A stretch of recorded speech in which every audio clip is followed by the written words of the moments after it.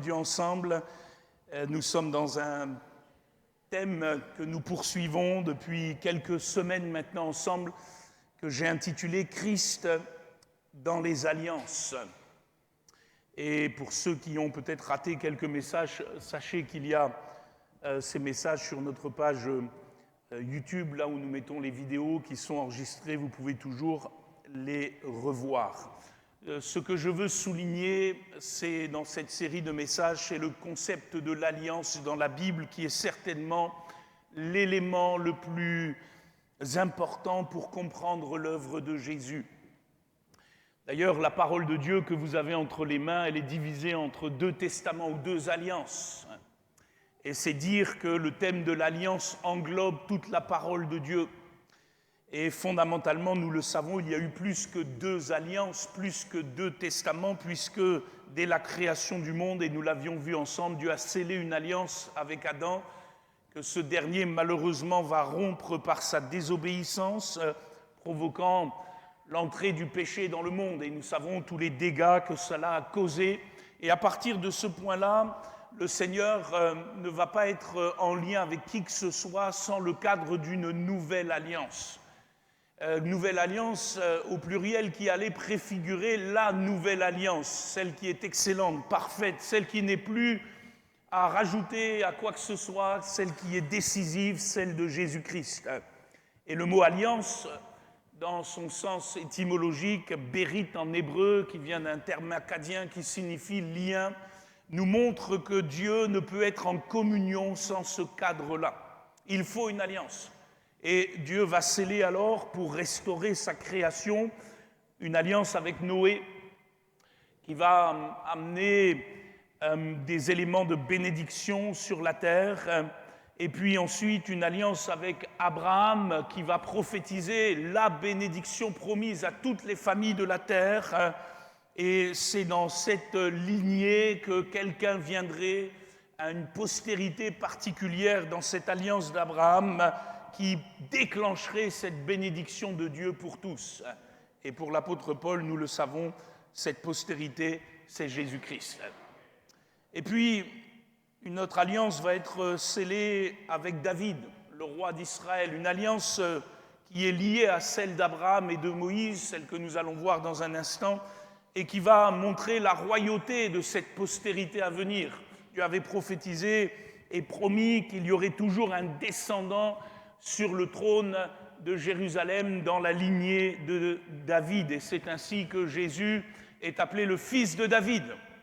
Il est le Messie promis, d'ailleurs, le tout premier verset, nous l'avions vu ensemble, du Nouveau Testament, Matthieu 1,1, est symptomatique du résumé de tout ce que nous voyons ce matin, puisqu'il est dit « généalogie de Jésus-Christ, fils de David, fils d'Abraham ». À partir de là, tout est dit. Si Jésus est le fils d'Abraham, il est l'héritier promis. Et donc, il peut te bénir. Alléluia.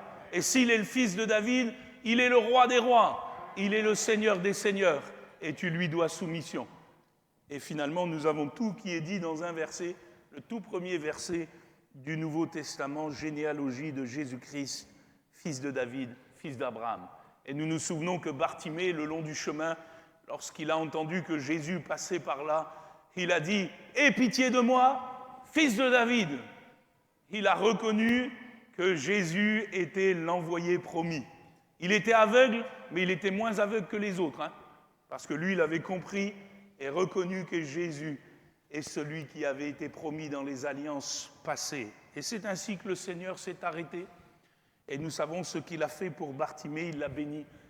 Alléluia, il l'a guéri, il l'a relevé, et cet homme s'est mis à le suivre le long du chemin. Puisses-tu suivre Jésus, alléluia, de tout ton cœur. Alors, nous arrivons à cette alliance de Moïse, l'alliance du Sinaï, dans laquelle, bien sûr, Jésus va être aussi préfiguré. La Bible nous dit que toutes ces alliances, et en particulier l'alliance de Moïse, c'était l'ombre des choses à venir, mais la réalité, elle est en Christ, puisque c'est Christ qui était prédit dans ces alliances. Et voilà que nous arrivons à cette alliance de Moïse, cette ancienne alliance, selon une expression du Nouveau Testament, cette ancienne alliance que Dieu a scellée avec son peuple au Sinaï. Laissez-moi dire une chose importante. avant de lire un texte ensemble dans l'Épître aux Galates au chapitre 3. Une chose importante concernant cette alliance de Moïse, on a souvent l'impression dans la Bible que c'est l'alliance de l'Ancien Testament la plus importante. Et dans un sens, c'est vrai, puisque c'est l'alliance, comme nous le verrons la prochaine fois, qui a montré toute l'étendue du péché et la nécessité de s'approcher selon le sang du pardon auprès du trône de la grâce. Néanmoins, il y a quelque chose que vous devez comprendre d'après les paroles de l'apôtre Paul que nous allons lire dans Galates 3, c'est que l'alliance du Sinaï était une alliance par nature temporaire. Ce n'était pas une alliance destinée à perdurer, contrairement à l'alliance d'Abraham et l'alliance de David, qui, de par nature, sont éternelles dans leurs promesses. La promesse d'une bénédiction et la promesse d'une royauté. Et c'est ce que l'apôtre Paul va dire dans Galates chapitre 3, verset 15. Et je vais essayer ce matin de vous l'expliquer, de vous montrer comment le Seigneur peut être compris à travers tous ces textes de l'Ancien Testament. Voilà ce qui est dit. Frères, je parle à la manière des hommes. Une disposition en bonne forme, bien que faite par un homme, n'est annulée par personne, et personne n'y ajoute. Or, les promesses ont été faites à Abraham et à sa postérité. Il n'est pas dit « et aux postérités » comme s'il s'agissait de plusieurs, mais en tant qu'il s'agit d'une seule et à ta postérité, c'est-à-dire à Christ. Voici ce que j'entends, une disposition que Dieu a confirmée antérieurement ne peut pas être annulée. Et ainsi, la promesse rendue vaine par la loi survenue 430 ans plus tard. Car si l'héritage venait de la loi, il ne viendrait plus de la promesse. Or, c'est par la promesse que Dieu a fait à Abraham ce don de grâce. Pourquoi donc la loi? Elle a été donnée ensuite. Notez bien, les mots sont importants. Elle a été donnée ensuite à cause des transgressions, jusqu'à ce que vint la postérité à qui la promesse a été faite. Elle a été promulguée par des anges au moyen d'un médiateur. Or, le médiateur n'est pas médiateur d'un seul, tandis que Dieu est un seul. La loi est-elle donc contre les promesses de Dieu? Loin de là. S'il eût été donné une loi qui pût procurer la vie, la justice viendrait réellement de la loi. Mais l'Écriture a tout renfermé sous le péché, afin que ce qui avait été promis fût donné par la loi en Jésus-Christ à ceux qui croient. Avant que la foi vînt, nous étions enfermés sous la garde de la loi en vue de la foi qui devait être révélée. Ainsi, la loi a été comme un pédagogue pour nous conduire à Christ, afin que nous fussions justifiés par la foi. La foi étant venue, nous ne sommes plus sous ce pédagogue, car vous êtes tous fils de Dieu par la foi en Jésus-Christ. Vous tous qui avez été baptisés en Christ, vous avez revêtu Christ. Il n'y a plus ni juif ni grec, il n'y a plus ni esclave ni libre, il n'y a plus ni homme ni femme, car vous êtes tous un en Jésus-Christ. Et si vous êtes à Christ, vous êtes donc la postérité d'Abraham, héritier selon la promesse. Amen. Et le point central de toute l'argumentation de Paul dans ce chapitre 3, c'est de souligner le caractère temporaire de la loi de Moïse, et donc de l'alliance du Sinaï et de ses préceptes. En effet, pour l'apôtre Paul, cette alliance de Moïse, elle a été scellée ensuite, c'est-à-dire bien après l'alliance d'Abraham, dont la promesse de bénédiction n'avait pas de date de péremption, excusez-moi l'expression, était une promesse éternelle. Ainsi, pour l'apôtre Paul, puisque l'alliance du Sinaï a été promulguée après, elle ne peut pas annuler ce qui a été dit avant. Elle n'a pas d'ailleurs été donnée dans ce but, dit Paul. Elle a été donnée, je cite, à cause des transgressions, montrant que si Dieu voulait bénir toutes les nations selon l'alliance d'Abraham et sa postérité qui est Christ, il fallait d'abord que le problème du péché soit réglé. que ce mur qui nous sépare de Dieu soit abattu, ce mur d'inimitié qui nous sépare du Seigneur soit renversé. Et c'est pour cela, et seulement pour cela, que l'alliance de Moïse a été promulguée. Dans le but de montrer à tous l'étendue du péché et de montrer la nécessité du sang et du sacrifice pour s'approcher de Dieu. Ainsi, l'alliance du Sinaï, qui pourtant est la plus détaillée, la plus fournie, qui comporte le plus de stipulations dans la Bible, n'avait pourtant pas une portée éternelle, mais une portée intermédiaire. Elle était comme une transition entre la promesse et l'accomplissement de la promesse, et une transition par la loi qui, pour l'apôtre Paul, est devenue comme un pédagogue, si vous voulez, comme une tutrice, pour nous préserver jusqu'à ce que le Christ vienne et accomplisse tout ce qui était nécessaire pour le salut, la justification et la réception de cette promesse d'Abraham. Sur cette vérité, nous affirmons encore une fois ce matin solennellement, et c'est tellement important, que toutes celles et tous ceux qui veulent revenir sur l'observation de quelques éléments de la loi de Moïse se trompent. Ils s'égarent, que ce soit le sabbat, les fêtes ou je ne sais quelle prescription, parce que ce n'était que l'ombre des choses à venir, et par nature, leurs ordonnances n'étaient que temporaires. Ce n'étaient que des dispositions momentanées qui montraient au peuple que le péché était quelque chose de sérieux qui l'empêchait de s'approcher de Dieu et de recevoir la bénédiction d'Abraham. Mes frères et sœurs, maintenant que celui qui était sans péché est venu et qu'il a accompli toute la loi et toutes ses ordonnances, nous ne sommes plus sous la loi. Nous ne sommes plus sous ce pédagogue. D'ailleurs, l'image est belle puisqu'une tutrice, une gouvernante ou un tuteur, un gouvernant n'est donné que pour un enfant jusqu'à un certain âge, un âge de maturité. Mais quand il arrive à la maturité, le tuteur ou la tutrice s'en va.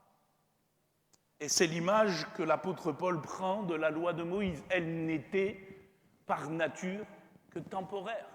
Pour régler quoi? Pour régler la question du péché, pour régler la question des transgressions.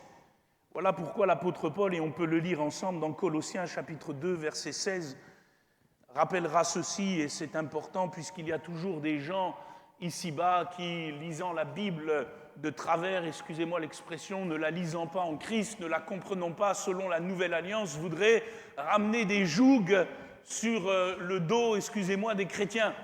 Et voilà ce que l'apôtre Paul dit clairement, que personne donc ne vous juge au sujet du manger ou du boire, ou au sujet d'une fête, d'une nouvelle lune, des sabbats. C'était l'ombre des choses à venir, mais le corps est en Christ. Qu'aucun homme, sous une apparence d'humilité ou par un culte des anges, ne vous ravisse à son gré le prix de la course, tandis qu'il s'abandonne à ses visions, qu'il est enflé d'un vain orgueil par ses pensées charnelles, sans s'attacher au chef, dont tout le corps, assisté et solidement assemblé par des jointures et des liens, tire l'accroissement que Dieu donne.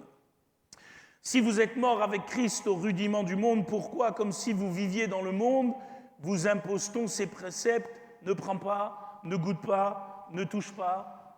Préceptes qui tous deviennent pernicieux par l'abus et qui ne sont fondés que sur les ordonnances et les doctrines des hommes. Ils ont à la vérité une apparence de sagesse en ce qu'ils indiquent un culte volontaire de l'humilité et le mépris du corps, mais ils sont sans aucun mérite. Notez bien cela, sans aucun mérite, et contribuent à la satisfaction de la chair. Si donc vous êtes ressuscités avec Christ, parce que si nous sommes libres, nous ne sommes pas des laxistes. Nous sommes totalement libres en Christ. Néanmoins, si nous sommes ressuscités avec Christ, cherchez les choses d'en haut. Alléluia, où Christ est assis à la droite de Dieu. Affectionnez-vous aux choses d'en haut et non à celles qui sont sur la terre, car vous êtes morts. et votre vie est cachée avec Christ en Dieu. Quand Christ, votre vie, paraîtra, alors vous paraîtrez aussi avec lui dans la gloire. Amen. Alléluia, le Fils m'a affranchi. En tant que chrétien dans la Nouvelle Alliance, je suis totalement libre. Néanmoins, ma liberté n'est pas un prétexte pour assouvir des convoitises de la chair. Tout m'est permis, mais tout n'est pas utile. Et c'est ainsi que je vis ma foi, non pas par des préceptes d'hommes, non pas par des commandements humains, non pas par des ordonnances d'une loi quelconque ou de règlements quelconques. Je vis selon l'esprit de sainteté, l'esprit qui a ressuscité Christ. Et si je vis dans la Nouvelle Alliance, je vis pour plaire à mon Dieu. Alléluia. Et je suis dans la belle et glorieuse liberté des enfants de Dieu. Ce premier point important peut nous aider maintenant à mieux aborder l'alliance du Sinaï et voir comment Jésus a été préfiguré sous deux aspects. Premièrement, et c'est ce que nous allons voir ce matin, sous son office, sous sa fonction de souverain sacrificateur. Et puis la prochaine fois, sous, bien sûr, son sacrifice. Parce que vous savez que finalement, c'était les deux éléments les plus essentiels de la loi de Moïse. La nécessité d'un médiateur et puis de sacrifice. Et béni soit Dieu de ce que Jésus a tout accompli à ce niveau-là. Et c'est dans l'Épître aux Hébreux, on va aller au chapitre 6 ensemble de cette lettre, qu'il nous faut nous tourner pour bien comprendre Christ dans cette alliance. Alors le temps me manquerait, il faudrait relire quasiment toute l'Épître aux Hébreux, puisque c'est un commentaire en lui-même de cette alliance du Sinaï et de l'accomplissement en Christ. Il faudrait aussi s'attarder beaucoup sur les chapitres 6, 7 et 8. Et ce matin, nous allons lire quelques portions pour bien comprendre cela. Et je veux commencer sur cet office de souverain sacrificateur pour nous rappeler une chose essentielle, frères et sœurs, ce matin, c'est qu'en Jésus-Christ, notre souverain sacrificateur parfait établit dans les cieux, une fois pour toutes, la bénédiction d'Abraham et la nôtre. Nous sommes héritiers, selon sa promesse. Alors voilà ce que dit l'auteur de l'Épître aux Hébreux au chapitre 6, verset 14. Et vous allez voir qu'il va à chaque fois lier, encore une fois, comme Paul, l'alliance d'Abraham et l'alliance de Moïse. Parce qu'il y a des liens entre ces alliances. Elles ne sont pas décousues, elles sont unies dans leur portée en Christ. Et il dit ceci, lorsque Dieu fit la promesse à Abraham, quelle promesse ? Que toutes les familles seraient bénies, que toi et moi, on serait bénis de Dieu. Non pas des bénédictions matérielles, on l'a dit ensemble.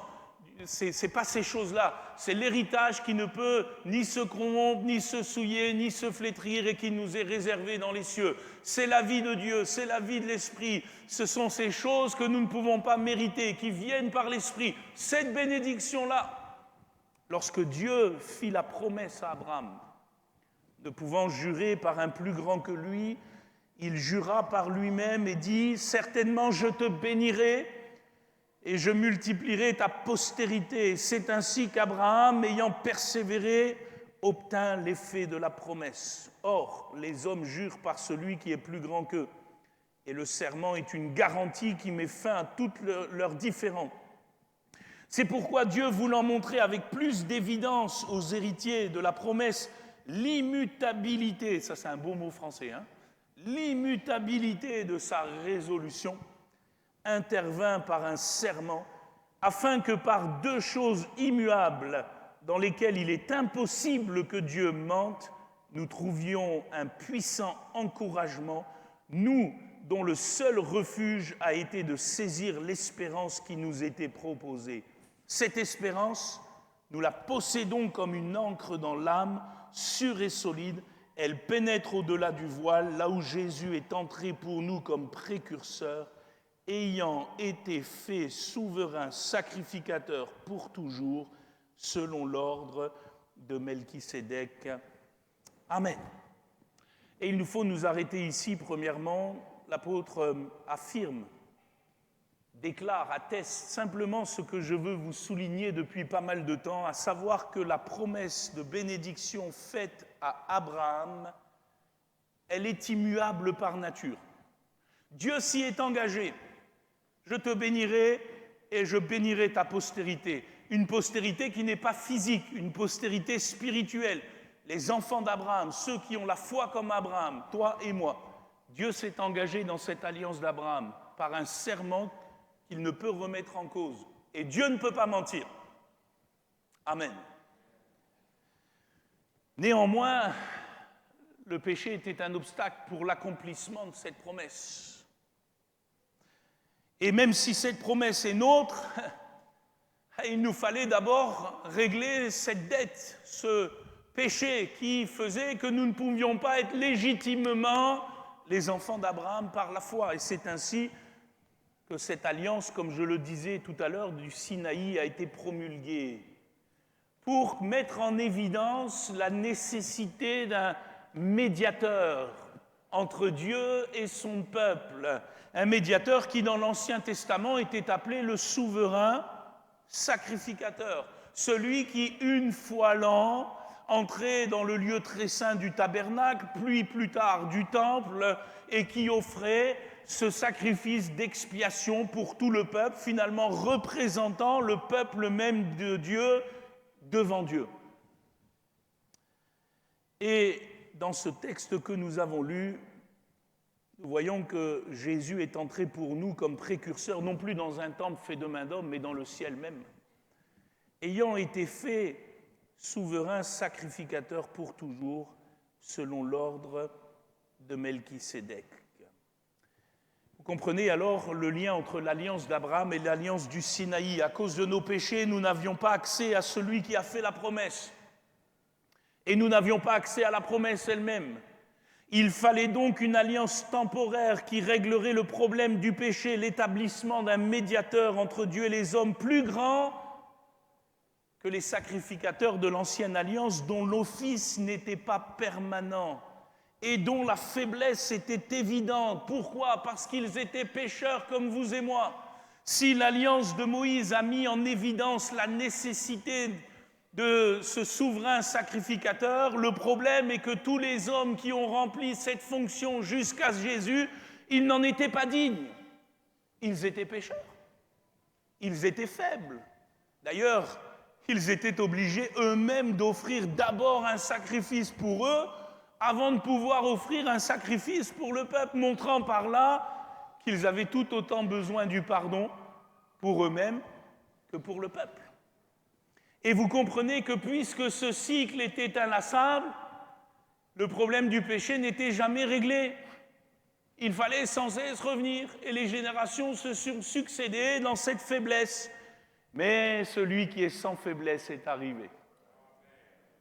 Jésus, né d'une femme, né sous la loi, est devenu notre souverain sacrificateur parfait, éternel devant Dieu, parce qu'il n'a pas besoin d'offrir un sacrifice pour lui-même. Et c'est ainsi que le sacrifice qu'il a offert pour nous est suffisant. Et il devient éternel de par sa portée pure et parfaite. Pas toujours évident à comprendre cela, n'est-ce pas ?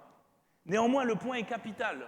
C'est ce que dit l'auteur de l'Épître aux Hébreux. Tournez votre Bible au chapitre 8 de cette épître. Il dit ceci, Hébreux 8, verset 1er, « Le point capital de ce qui vient d'être dit, c'est que nous avons un tel souverain sacrificateur qui s'est assis à la droite du trône de la majesté divine dans les cieux. Comme ministre du sanctuaire et du véritable tabernacle qui a été dressé par le Seigneur et non par un homme. Tout souverain sacrificateur est établi pour présenter des offrandes et des sacrifices, d'où il est nécessaire que celui-ci ait aussi quelque chose à présenter. S'il était sur la terre, il ne serait pas même sacrificateur, puisque là sont ceux qui présentent les offrandes selon la loi, lesquels célèbrent un culte, image et ombre des choses célestes, selon que Moïse en fut divinement averti lorsqu'il allait construire le tabernacle. Et soin, lui fut-il dit de faire tout d'après le modèle qui t'a été montré sur la montagne. Mais maintenant, il a obtenu un ministère d'autant supérieur qu'il est le médiateur d'une alliance plus excellente, qui a été établie sur de meilleures promesses. En effet, si la première alliance avait été sans défaut, il n'aurait été pas question de la remplacer par une seconde. Amen. Et ici, dans ce texte, l'apôtre fait référence au ministère de Jésus, non plus dans un temple terrestre, mais dans la présence même de Dieu, dans le tabernacle éternel. Et il est vrai que selon la loi de Moïse, si Jésus avait fait son office ici-bas, seulement ici-bas, il n'aurait même pas pu être souverain sacrificateur. Selon la loi de Moïse, les souverains sacrificateurs devaient sortir de la tribu de Lévi. Vous vous souvenez de ça? Or, Jésus, il est né de quelle tribu? La tribu de Juda. Selon la loi de Moïse, dans ses préceptes temporaires, il était impossible à Jésus d'être souverain sacrificateur. Et le dilemme était donc profond, puisque Jésus se devait être fils d'Abraham pour prétendre à la bénédiction promise. Il se devait être issu de la tribu de Juda s'il voulait prétendre à la royauté selon l'alliance de David. Et il aurait dû être souverain sacrificateur selon une autre tribu, celle de Lévi, pour être le seul médiateur parfait entre Dieu et les hommes. C'est compliqué, n'est-ce pas? Et le dilemme, il a été résolu par Dieu dans une infinie sagesse, par un autre ordre, qui n'est pas l'ordre de Lévi, mais nous l'avons lu ensemble, l'ordre de Melchisédek. Et je vais m'y attarder quelques instants, vous pourriez relire tout ça dans Hébreux 7. Jésus a été établi non pas selon l'ordre de Lévi, mais il a été établi selon l'ordre de Melchisédek, qui n'est pas un ordre de ce monde, mais qui est un ordre céleste, un ordre divin. Et la question c'est, mais c'est qui ce Melchisédek? Qu'est-ce que cet ordre selon Melchisédek? Et il faudrait relire toute l'histoire d'Abraham, et en particulier le chapitre 14 de la Genèse. Alors je vous fais le résumé ce matin. Dieu scelle une alliance avec Abraham. Va, lève-toi, quitte ton père, ta mère, ta patrie, je te bénirai, je ferai de toi une source de bénédiction, et puis il scelle une alliance. Et au milieu de tout ce récit, il y a l'apparition à un moment donné d'une figure étonnante que nous trouvons dans le chapitre 14 de la Genèse, que Abraham va rencontrer dans la vallée du roi, la vallée de Chavé.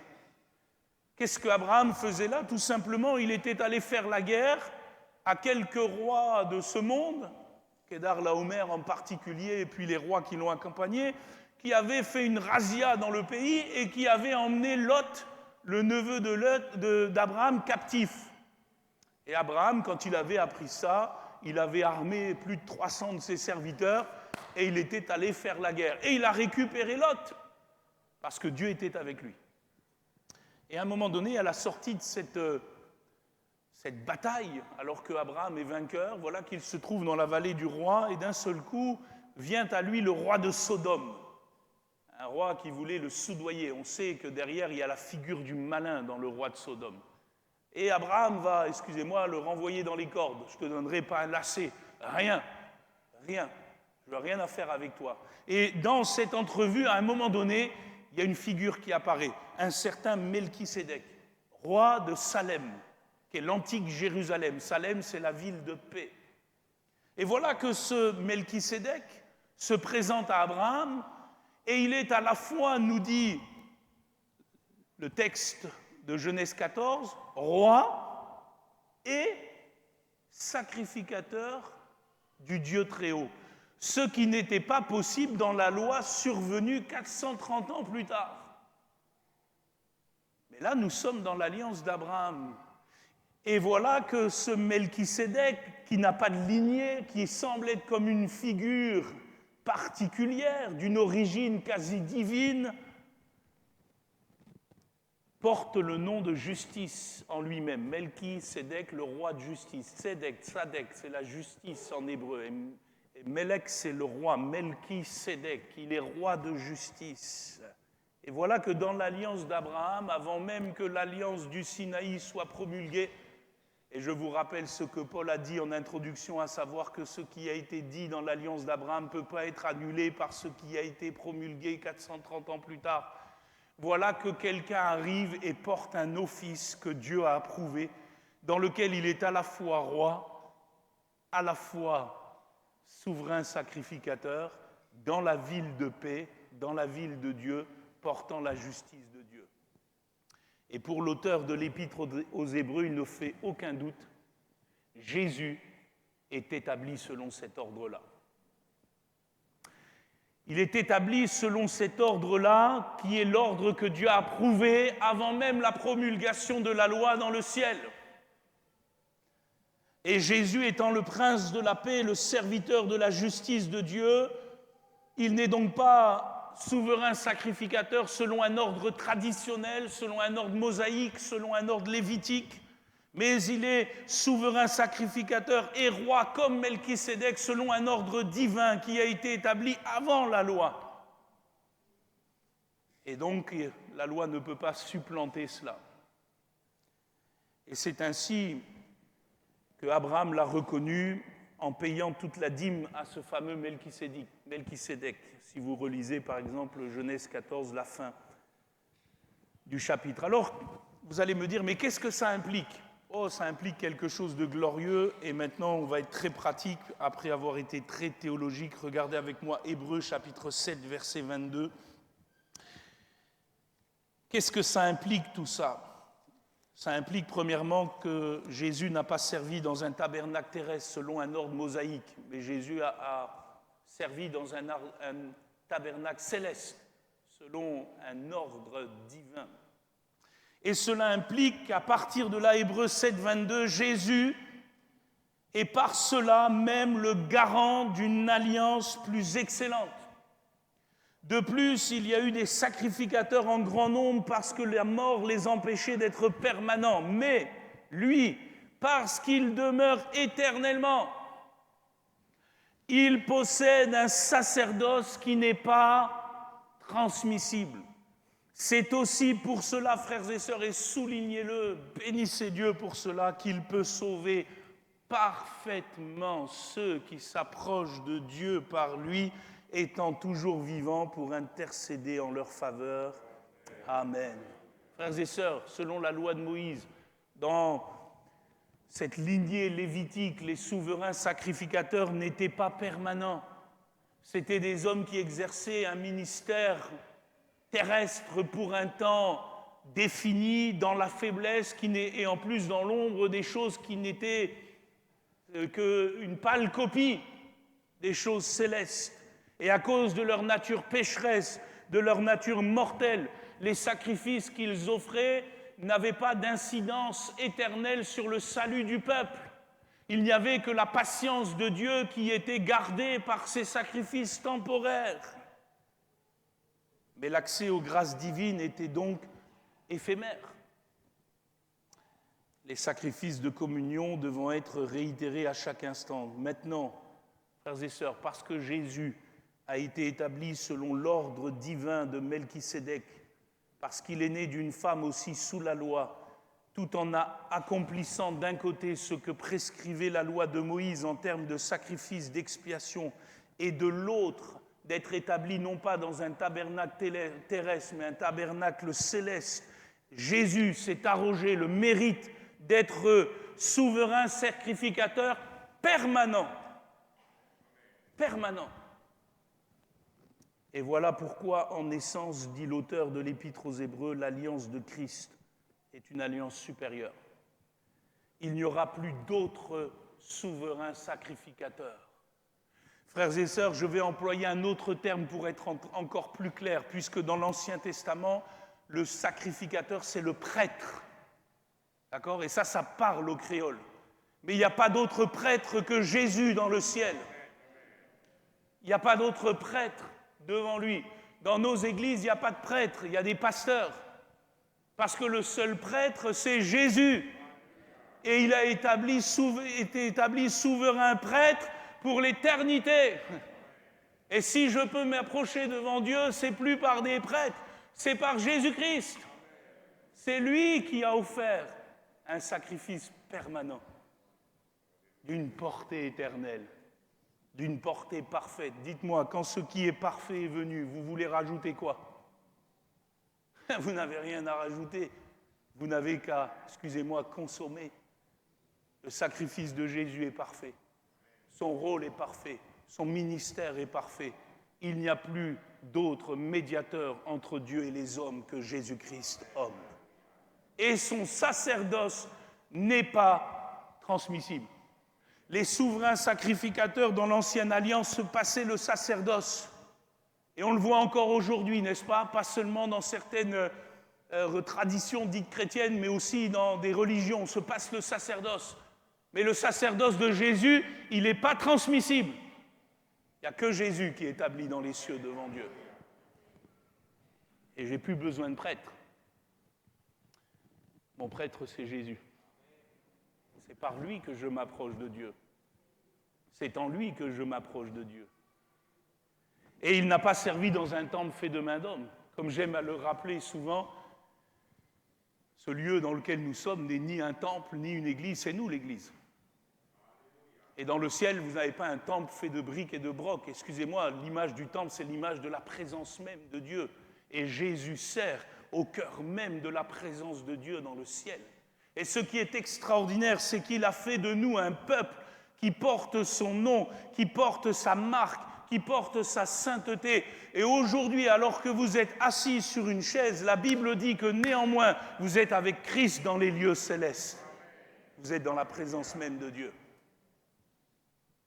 Et vous avez Jésus comme souverain sacrificateur. La conclusion, elle est très simple, nous l'avons lu, il peut sauver parfaitement tous ceux qui s'approchent de lui. Vous n'avez pas besoin d'autre chose. Vous n'avez besoin que de Jésus. Vous n'avez besoin que de lui. Il intercède en votre faveur. Ah, frères et sœurs, Église de Jésus-Christ, nous n'avons pas remis nos vies entre les mains d'hommes charnels qui ne peuvent compatir à nos faiblesses. Nous n'avons pas remis nos mains dans des médiateurs pour essayer de nous connecter au ciel. Nous n'avons pas remis nos mains dans les mains d'hommes pécheurs, comme vous et moi, qui ne peuvent rendre un culte parfait à l'Éternel qui est saint.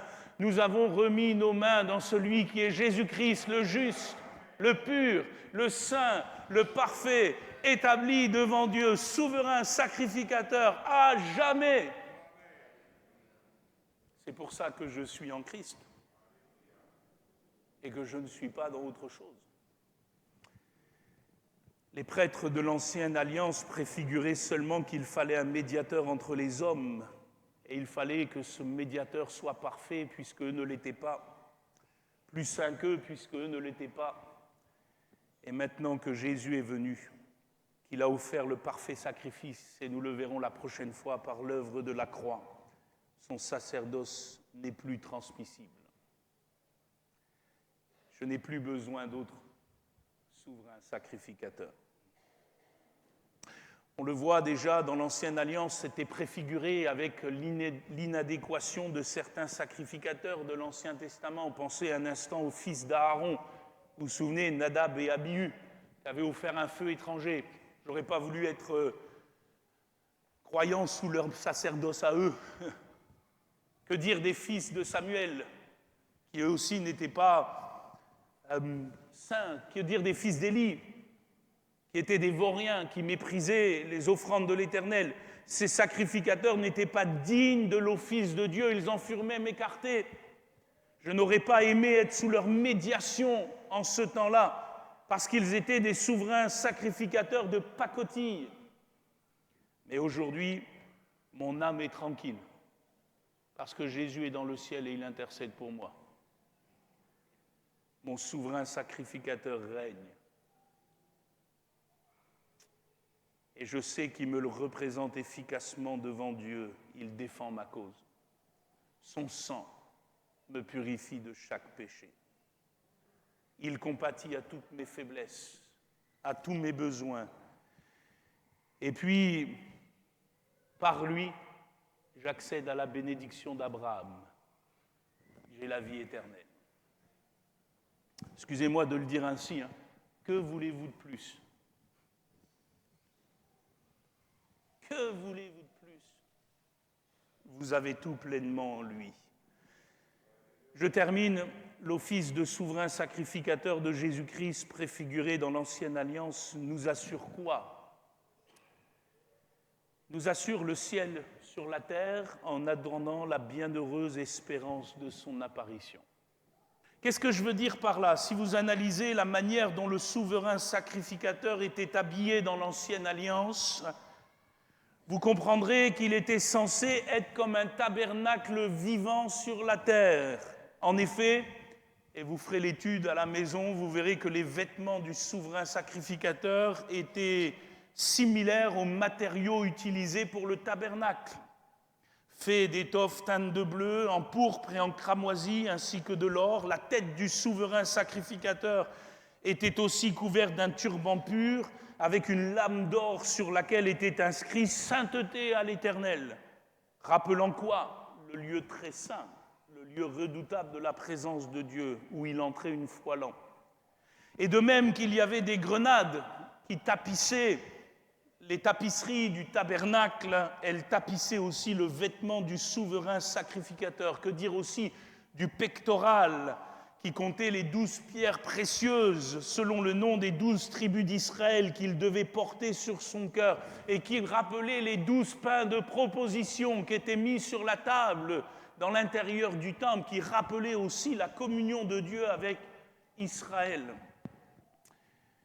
Et qu'est-ce que je veux dire par là? Simplement que le souverain sacrificateur était une réplique vivante du tabernacle dans l'Ancienne Alliance. Ses oreilles, ses mains et ses pieds étaient consacrés avec le sang comme toutes les parties essentielles du tabernacle. Et dans la pensée de Dieu et l'alliance de Moïse, le souverain sacrificateur n'était donc pas un homme d'une médiation quelconque. Il était censé être un homme revêtu de majesté, d'honneur, comme un homme du ciel qui allait apporter le ciel sur la terre, qui allait apporter les choses de Dieu au peuple. Le problème, c'est que ces hommes étaient faibles, indignes, pécheurs. Et le peuple n'a jamais goûté à travers eux le ciel.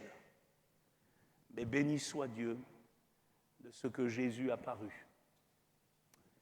Et celui qui passe par Jésus, il goûte combien Dieu est bon.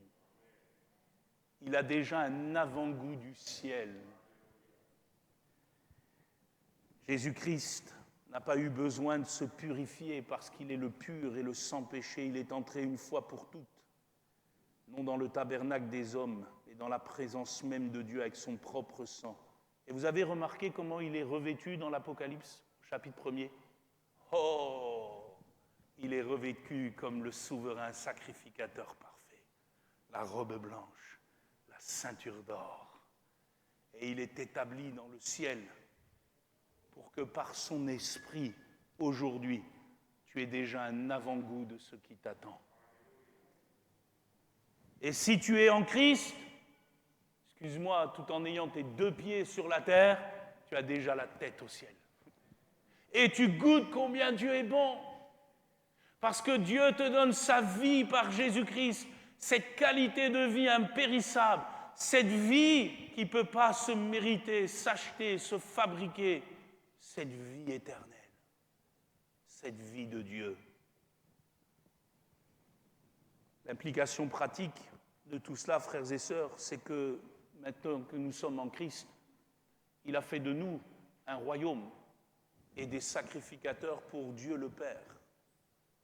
Nous régnons avec Christ déjà dans les lieux célestes et nous avons cet office d'adorateur en esprit et en vérité. Et parce que Jésus est saint, nous pouvons être saints.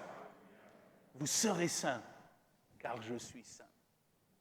Et c'est la bénédiction qui est la tienne. L'Église, en tant que temple de Dieu, habitation de Dieu en esprit, se doit maintenant d'imiter Christ. Elle doit vivre le ciel sur la terre, en attendant la bienheureuse espérance de son salut et l'avènement de la gloire de son Seigneur. Il y a une chose à dire en conclusion, Et c'est un rappel important, frères et sœurs, à cause de tout cela, à cause de tout ce que nous avons détaillé ce matin, qui, je l'avoue, pour parfois est difficile à comprendre. Néanmoins, à cause de tout cela, il n'existe pas d'autre salut. Il n'existe même plus de salut pour ceux qui piétinent le sang de la nouvelle alliance. Il n'existe rien de meilleur que l'alliance de Christ qui est plus excellente que toutes les alliances du passé.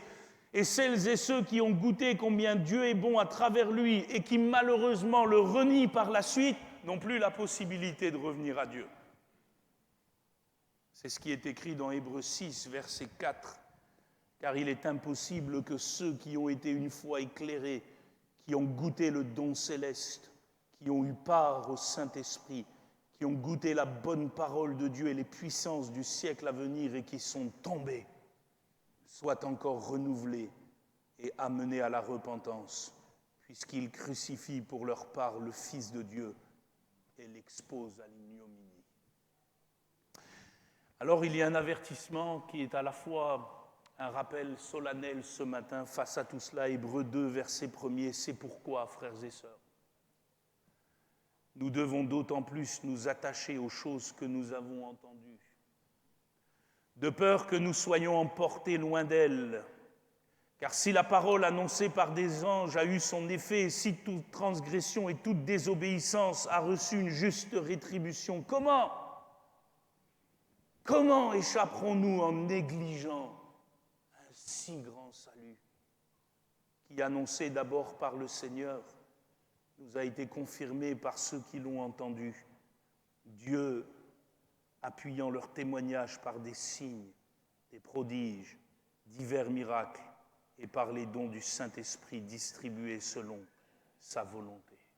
Mon frère, ma sœur, par la médiation de Jésus, tu as reçu un salut inestimable. Comment échapperas-tu si tu le négliges? Comment échapperas-tu si tu le bafoues?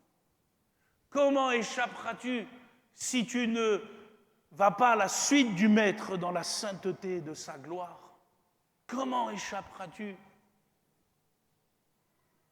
Il n'existe plus de salut pour ceux qui renient Jésus-Christ. Pourquoi? Parce que nous sommes devenus une nation sainte, un peuple à part, un sacerdoce royal. Excusez-moi, nous ne sommes pas n'importe qui. Nous sommes l'Église de Jésus-Christ. Tu es pierre vivante dans l'Église de Jésus-Christ. Et cela doit t'amener à vivre pour la gloire de Dieu. Tu es sacrificateur pour Dieu le Père dans le saint sacerdoce de Christ. Et cela doit t'amener à ne jamais négliger un détail du salut que Dieu t'a donné. Tu ne l'as pas mérité, tu dois tout à Jésus. Tu n'aurais même pas pu le mériter. Il n'y a que Jésus, par amour, qui a tout accompli pour toi. Alors que le Saint-Esprit, et c'est ma prière, que le Saint-Esprit nous aide dans nos faiblesses, à obéir à Dieu et à être trouvé en lui sans tache, ni ride, ni rien de semblable, à être dans la connaissance de sa puissance, mais aussi à être conforme à lui dans sa mort, pour parvenir, disait Paul, si possible, à la résurrection des morts. Frères et sœurs, Jésus vient. Il ne vient plus dans le but d'accomplir, il vient dans le but de ravir son Église et de juger les nations. Es-tu prêt? Bannis la négligence, que ton salut soit affermi, que ton élection soit affermie. C'est ainsi que tu ne broncheras plus en attendant la bienheureuse espérance de Jésus-Christ. Amen. Merci Seigneur pour ta parole. Nous la chérissons dans notre cœur. Demandons toute ta grâce, Seigneur.